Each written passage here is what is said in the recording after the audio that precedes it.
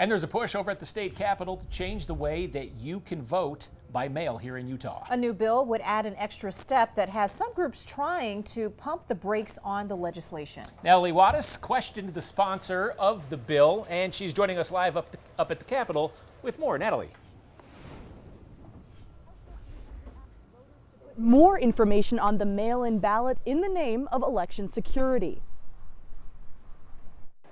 Utah was 33 out of 50 for election security, which we didn't like that. Citing a Heritage Foundation scorecard for voter security, State Representative Jefferson Burton says his bill would bump Utah up on that list. Vote by mail is not going to go away. We can still vote by mail, and our citizens have told us they like what we call VBM, vote by mail.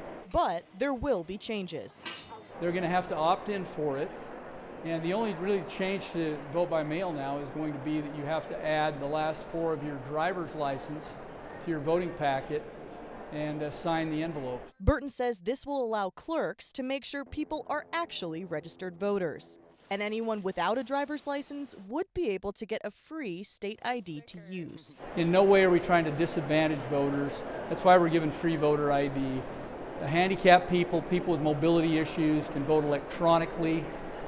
We have that in the code. The bill also requires people opt in for mail-in voting and requires they renew that every 8 years. The ballot also has to be in the county clerk's possession by 8 p.m. on election night. And so we're trying to reach out and not suppress the vote, but improve the ability for people to vote. However, voters' rights advocacy groups like the ACLU of Utah disagree. We're against the bill. HB 300 is just another way the legislature is trying to chip away at the voting rights in the state of Utah. Menlove says the bill creates more barriers for voters. We know that vote by mail is overwhelmingly popular. It's used by the vast majority of voters here in Utah, and this bill makes it harder to do.